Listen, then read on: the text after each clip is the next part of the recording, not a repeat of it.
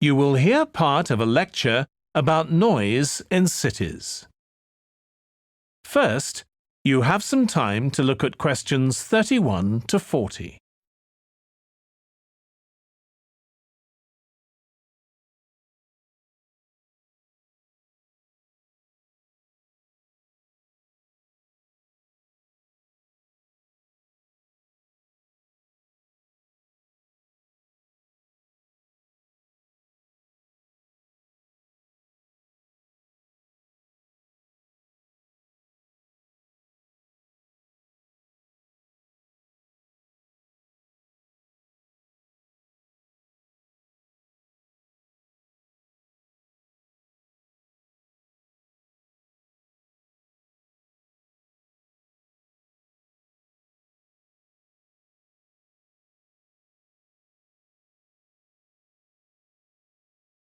Now listen carefully and answer questions 31 to 40. This lecture will be about the science of acoustics, the study of sound, in relation to urban environments such as cities. As an acoustic engineer myself, I think this is an area where we're likely to see great changes. In the past, researching urban soundscapes was simple. We measured levels of sound in decibels, so I used to take my sound meter and I measured the noise somewhere, and then I might ask a sample of people to say at what level the sound became annoying.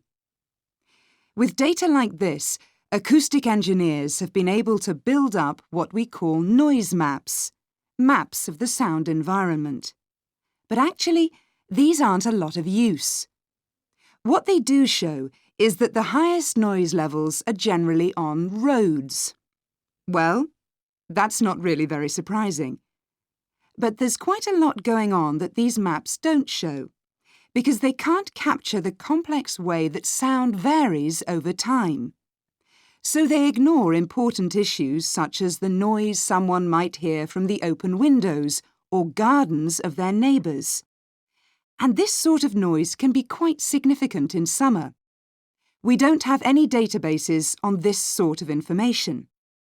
As well as that, these records of sound levels take no account of the fact that people vary in their perceptions of noise. So someone like me with years of working in acoustics might be very different from you in that regard.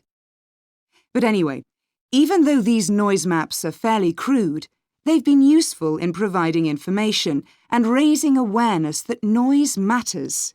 We need to deal with it, and so it's a political matter. And that's important. We need rules and regulations because noise can cause all sorts of problems. Those of you who are city dwellers know that things go on 24 hours a day, so city dwellers often suffer from interrupted sleep. It's also known that noise can lead to a rise in levels of stress due to physical changes in the body affecting the composition of the blood. And there are other problems as well. For instance, if school children don't have a quiet place to study, their work will suffer.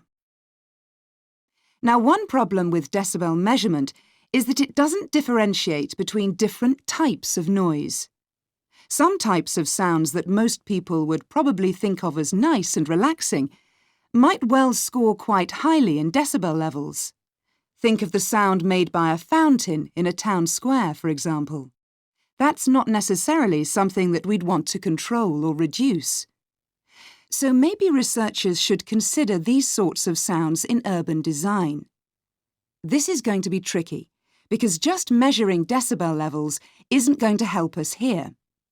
Instead, many researchers are using social science techniques, studying people's emotional response to sound by using questionnaires and so on.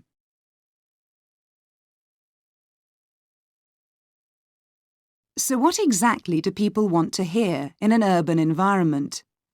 Some recent interdisciplinary research has come out with results that at first sight seem contradictory.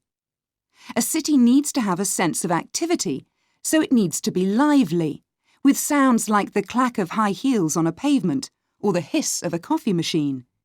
But these mustn't be too intrusive, because at the same time, we need to be able to relax. One of the major problems in achieving this will be getting architects and town planners to use the research. Apart from studying the basics of acoustics, these people receive very little training in this area. But in fact, they should be regarding sound as an opportunity to add to the experience of urban living, whereas at present, they tend to see it as something to be avoided or reduced as far as possible, or something that's just a job for engineers, like the street drainage system. What's needed is for noise in cities to be regarded as an aesthetic quality, as something that has the qualities of an art form. If we acknowledge this, then we urgently need to know what governs it and how designers can work with it. We need to develop a complex understanding of many factors. What is the relationship between sound and culture? What can we learn from disciplines such as psychology about the way that sound interacts with human development and social relationships, and the way that sound affects our thoughts and feelings? Can we learn anything from physics about the nature of sound itself? Today's powerful technologies can also help us. To show us their ideas and help us to imagine the effect their buildings will have, architects and town planners already use virtual reality, but these programs are silent. In the future, such programs could use realistic sounds, meaning that soundscapes could be explored before being built. So hopefully, using the best technology we can lay our hands on, the city of the future will be a pleasure to the ears as well as the eyes.